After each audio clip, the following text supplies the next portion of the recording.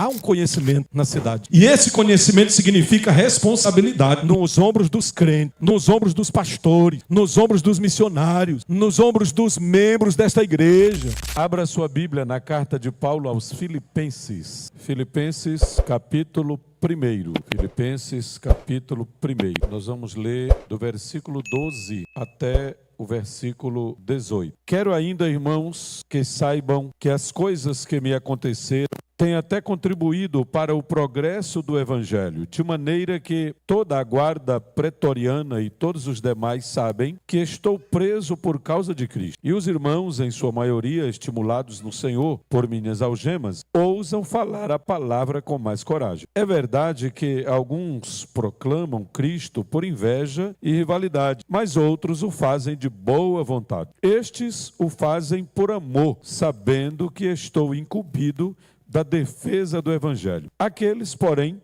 pregam Cristo por interesse pessoal, não de forma sincera, pensando que assim podem aumentar o meu sofrimento na prisão. Mas que importa, uma vez que, de uma forma ou de outra, Cristo está sendo pregado, seja com fingimento, seja com sinceridade. Também com isto me alegro. Sim, sempre me alegrarei. Glória a Deus. Permaneça com a Bíblia aberta.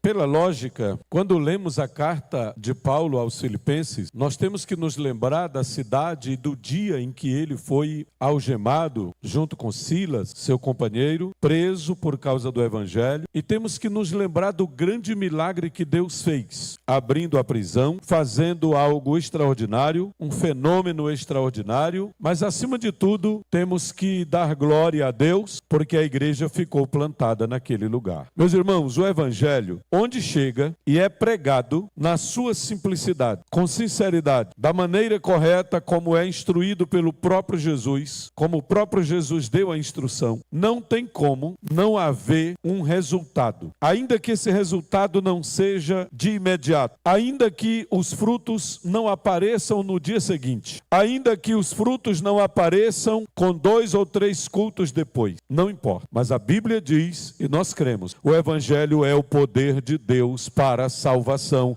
de todo aquele que crê. Alguma coisa extraordinária vai acontecer. Os nossos grandes missionários, William Carey, por exemplo, que pregou na Índia, foi enviado da Inglaterra para a Índia, ou do Reino Unido para a Índia, e outros missionários que nos séculos 17, 18 e 19 desbravaram campos difíceis, desbravaram terras tão difíceis, irmão, que, por exemplo, William Carey demorou 7 anos para ver o primeiro convertido sendo batizado. O primeiro convertido sendo batizado. E imagine o que é um missionário pregar dia e noite, falar de Jesus para as pessoas, mostrar o Evangelho para as pessoas e demorar 7 anos para ver o primeiro missionário, aliás, o primeiro convertido sendo batizado. Olha que dificuldade. Eu já ouvi relatos de lugares onde os missionários passaram 1 ano, 2 anos, 3 anos, 4 anos para poder ver a primeira conversão. Eu já ouvi um missionário dando um relato de uma aldeia indígena no interior do Amazonas, no interior daquele estado, um lugar tão difícil, onde ele pregava toda semana. E somente depois de 3 anos aconteceu um fenômeno dentro da aldeia. E ele já estava com tudo preparado para arrumar suas malas e retornar,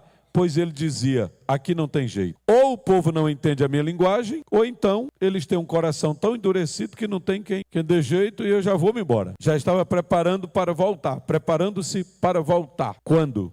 Depois de 3 anos, um daqueles líderes da aldeia pediu uma reunião. Ele queria que todos estivessem presentes. E muita gente se reuniu. E era uma casa bem grande, uma choupana bem grande, uma casa coberta de palha e bem alta, que era o lugar onde eles faziam as reuniões daquela aldeia. E aquele homem, o líder, chamou a atenção de todos, pediu silêncio e começou a cantar na língua daquela tribo, daquela etnia. E ele, enquanto cantava, o missionário que já entendia um pouco da língua, se surpreendeu porque ele estava cantando a vida dele, dando o testemunho dele. Ele não havia ainda levantado a mão para aceitar a Cristo, mas era a forma de dizer que ele era uma nova pessoa. Era era a forma de dizer que ele era uma nova criatura desde que o missionário chegou e começou a falar do Evangelho de Cristo Jesus. O certo é, disse o missionário, que quando aquele líder, era uma espécie de cacique, mas lá naquela etnia não se chamava cacique, era um outro título que era dado àquele líder. E quando ele terminou de cantar a sua música, o seu hino, que na verdade era o seu testemunho, quando ele terminou de contar toda a sua vida, ele chamou o missionário e disse: agora, diante de todos, eu quero confirmar que eu entendi a mensagem que o senhor pregou durante 3 anos. Eu me lembro desde a primeira mensagem e de quase todas que o senhor pregou. Conforme o senhor foi ensinando, eu fui pensando na minha vida e fui amontoando esse conhecimento. E hoje eu sei que sou uma nova criatura. Eu já sei o que o Evangelho fez em mim, o que Jesus fez em mim. E agora eu quero dizer diante de todos os meus parentes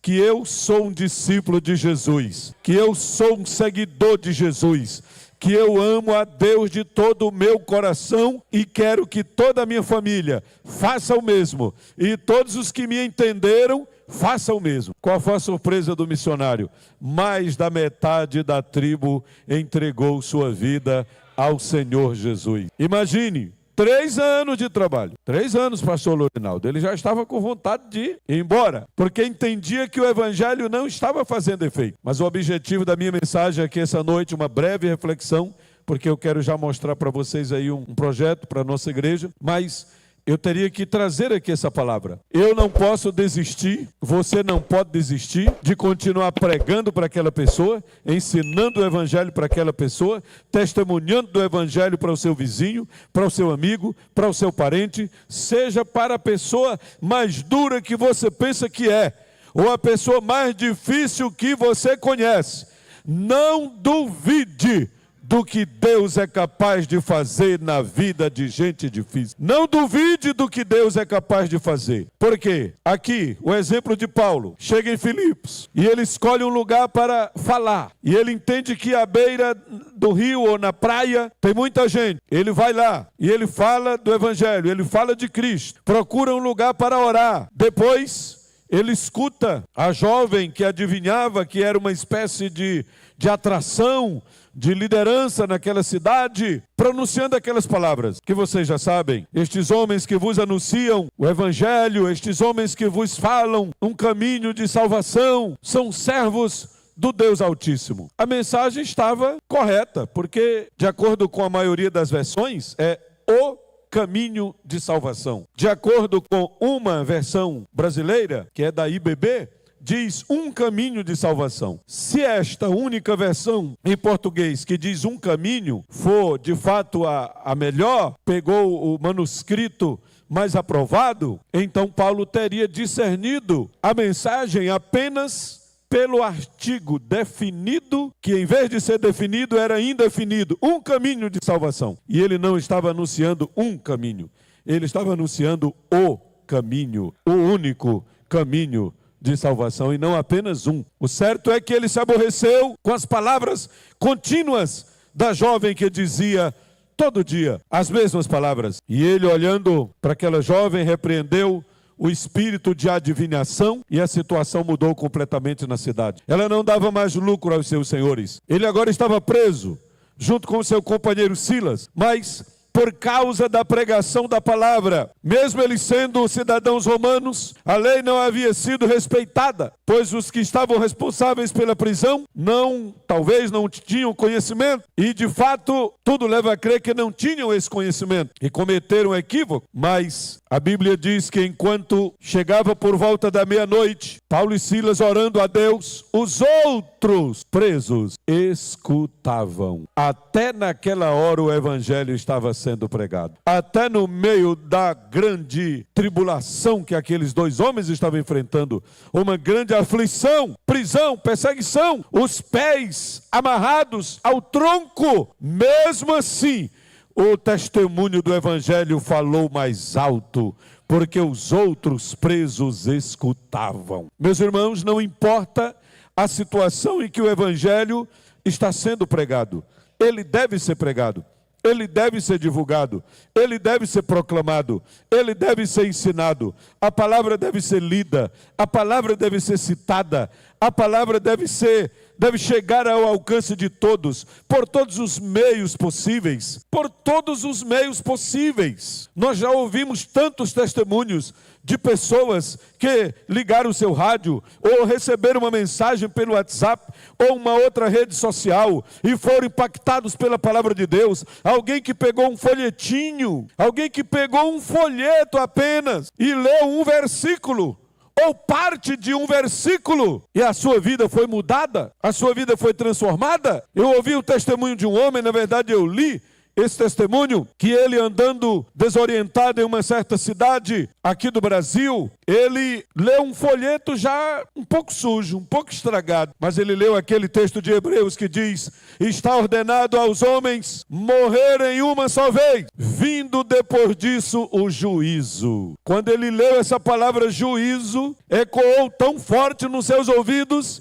que ele não esqueceu mais da palavra juízo. O juízo vem aí. E ele leu o restante do folheto, um pedacinho do folheto, mas foi o suficiente para ficar na mente dele a palavra juízo. Juízo de Deus. O juízo de Deus vem aí. Está ordenado aos homens morrerem uma só vez, e depois disso vem o juízo. Aí ficou na cabeça dele o juízo. Tudo que ele ia fazer, o som parece que se transformava e ele ouvia a palavra juízo. Até um grilo que ele escutava, o grilo estava dizendo juízo, juízo, juízo, juízo. Meu Deus, que negócio é esse? Juízo. Até as rãs, os sapos coachando, ele entendia juízo, juízo, juízo, juízo, juízo. Qualquer animal que fazia qualquer sussurro, para ele era juízo, juízo, juízo, juízo. E ele procurou, quando não aguentava mais, depois de uma semana, com essa palavra no seu ouvido: o juízo. O juízo de Deus vem aí. Juízo, juízo, juízo. Não era o juízo dele,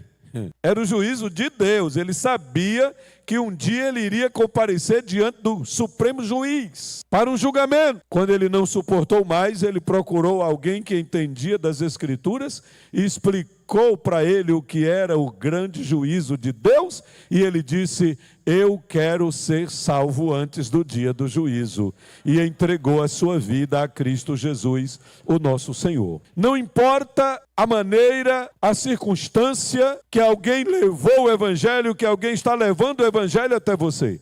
No texto que nós lemos, Paulo chegou a dizer que para tentar inflamar os seus sentimentos, tinha gente pregando o Evangelho, ou tentando pregar o Evangelho de uma forma não convencional, de uma forma não correta, pregando por inveja, pregando por rivalidade. Mas Paulo disse: eu não estou agora preocupado com isso. Se eles estão pensando que vão me provocar porque eu estou na prisão, não importa, que eles preguem, porque de qualquer maneira alguém vai escutar a palavra. E Paulo sabia que quem faz o efeito é a palavra de Deus.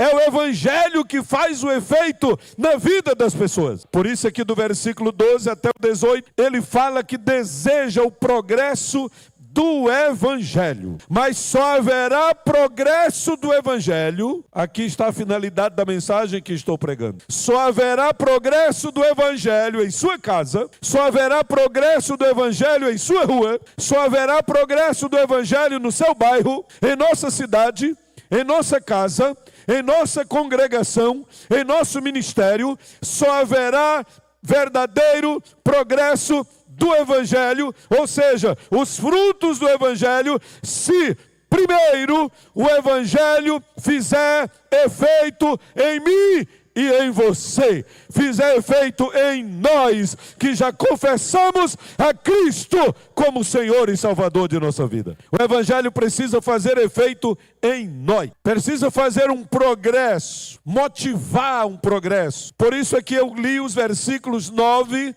10 e 11, porque sem isso aqui não haverá progresso na cidade, não haverá progresso na congregação que você dirige, não haverá progresso na área missionária onde você trabalha, no projeto que você desenvolve, no pequeno grupo, no ame o seu vizinho até a última casa, ou na mobilização evangelística. ou no culto de rua, ou no evangelismo nos hospitais, ou no evangelismo nas praças, ou nas escolas, ou no centro de ressocialização, ou nas casas de recuperação, onde quer que o evangelho esteja sendo pregado, ou precisa ser pregado, em primeiro lugar, ele precisa fazer efeito em você, que já recebeu a Cristo como Senhor e Salvador de sua vida. Tem que fazer efeito em nós. Então olhe para a oração de Paulo, nos versículos 9 a 11.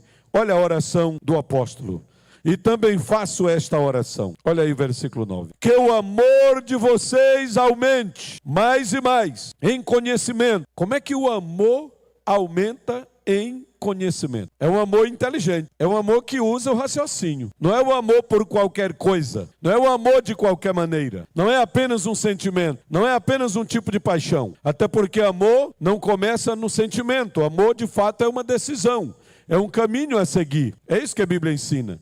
Então, que o amor de vocês aumente mais e mais em conhecimento e toda percepção, para que vocês, versículo 10, aprovem as coisas excelentes e sejam sinceros e inculpáveis para o dia de Cristo. E o que mais? Cheios do fruto de justiça. Diga comigo, cheios do fruto de justiça. Diz aqui o texto, cheios do fruto de justiça, que vem ou que são por Jesus Cristo para a glória e louvor de Deus. Cheios do fruto de justiça que vem por meio de Jesus Cristo para a glória e louvor de Deus. Os frutos de justiça só poderão aparecer em mim e em você por causa de Jesus,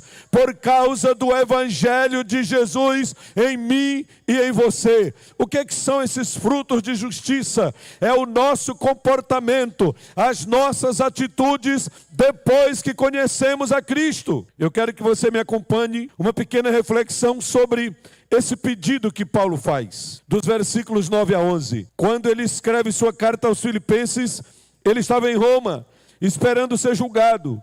Sua oração agora aos irmãos que estavam naquela cidade começa com um apelo para que o amor entre esses cristãos aumentasse. E o verbo aumentar, aqui nesse texto, significa transbordar, ou seja, seja mais do que o suficiente, chegue a ser mais do que o suficiente. Suficiente para a sua família, suficiente para os seus amigos, suficiente para alcançar até aqueles que se declaram teus inimigos.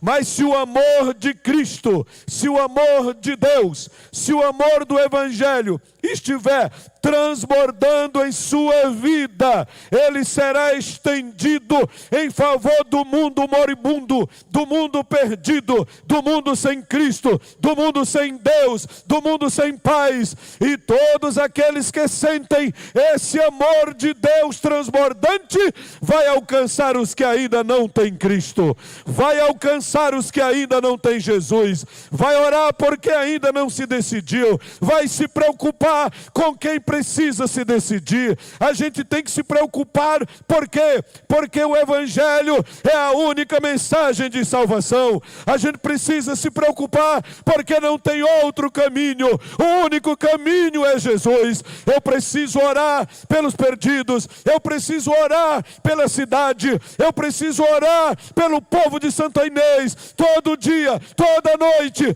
porque só a mensagem do Evangelho é capaz de transformar o mais vil pecador em uma nova criatura. Os irmãos lembram muito bem, quem já se congregava aqui, lembram muito bem que era difícil o pastor Meton fazer uma oração para ele não dizer: abençoa essa cidade e salva os seus moradores. Não era assim? Abençoa essa cidade e salva os seus habitantes. Desperta esta cidade e salva seus habitantes.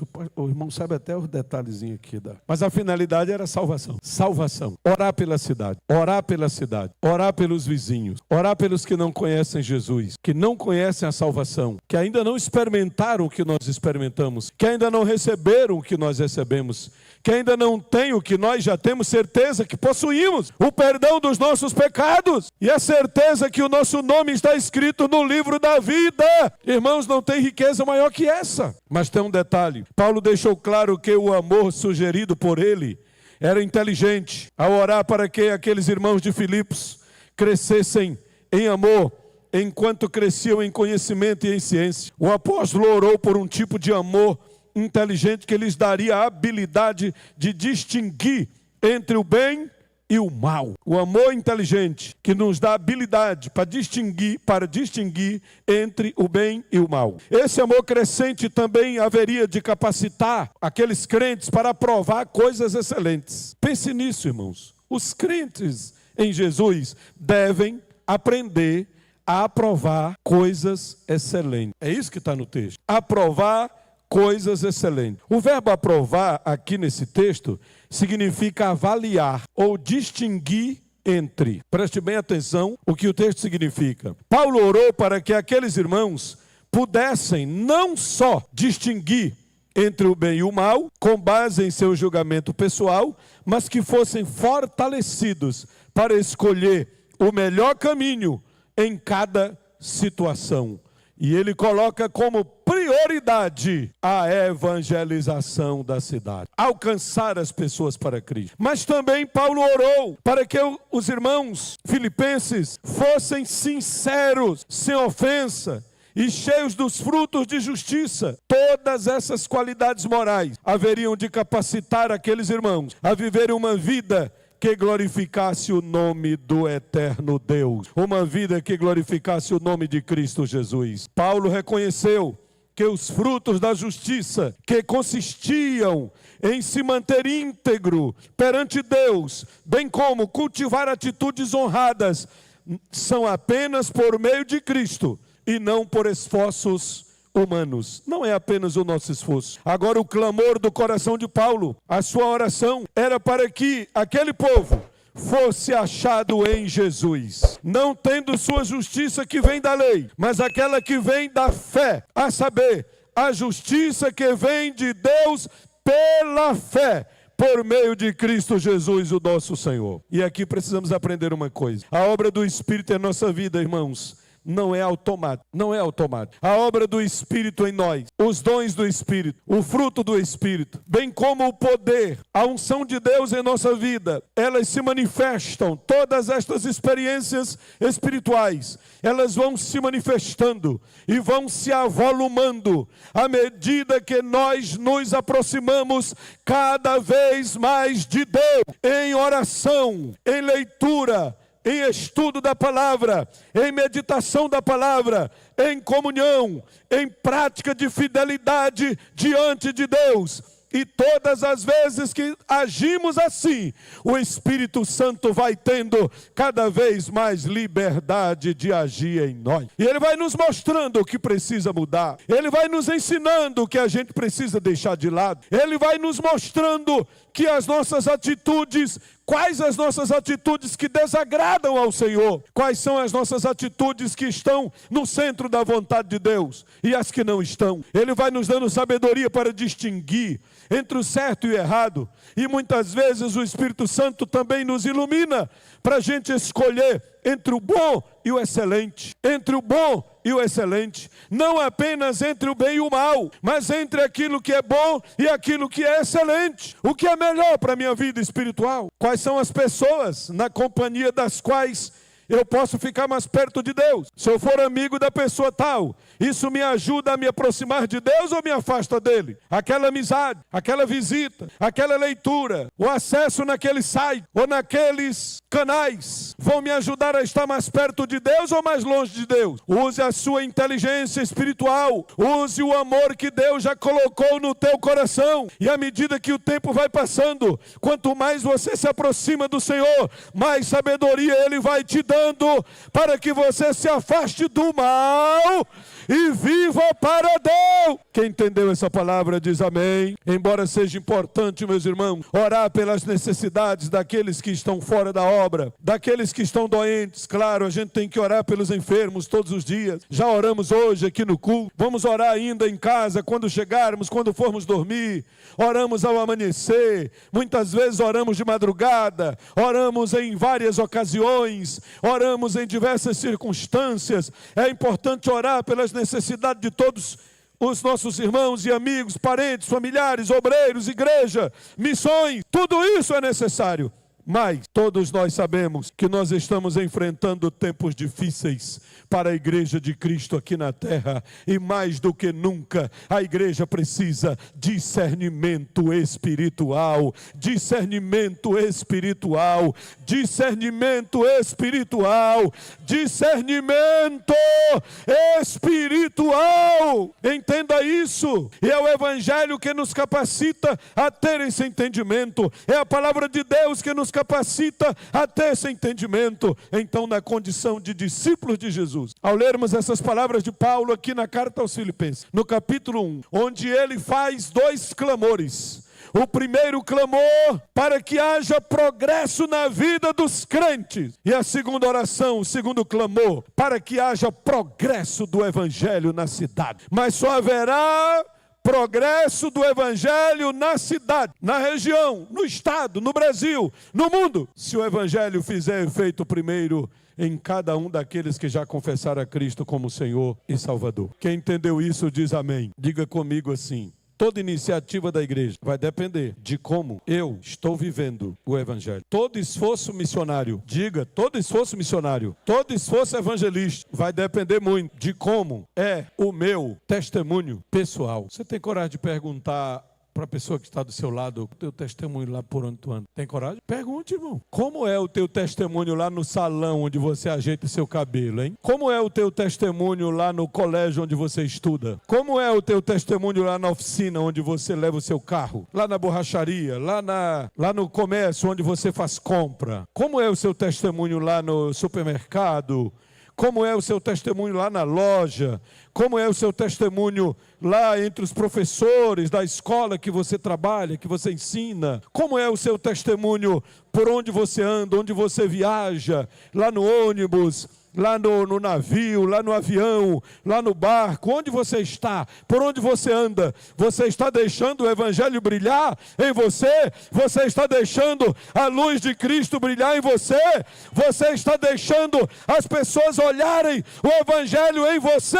Se você não puder fazer um bonito sermão, agora eu encerro. Se você não puder fazer um bonito sermão, se você não sabe organizar uma reflexão bíblica, um pequeno esboço textual, expositivo, temático, se você não sabe essas coisas, isso aí não é o mais importante. É importante, mas não é o mais importante da vida. Se você não sabe organizar uma mensagem homileticamente falando ou teologicamente falando, não tem tanto problema para o evangelho, não. Agora, se você não dá um bom testemunho de Jesus por onde você anda, aí é mal, viu, irmãos? Se você não dá um bom testemunho e as pessoas lá sabem que você é crente, as pessoas lá sabem que você é um servo de Deus, que se congrega na igreja evangélica, é uma igreja evangélica, se congrega na Assembleia de Deus, da Rua Nova, a pioneira, a mais velha, a mais antiga, a mais tradicional, a primeira que plantou aqui o evangelho pentecostal. Olha o tamanho da sua responsabilidade. Eu já disse para os pastores que de vez em quando, eu já disse fora também,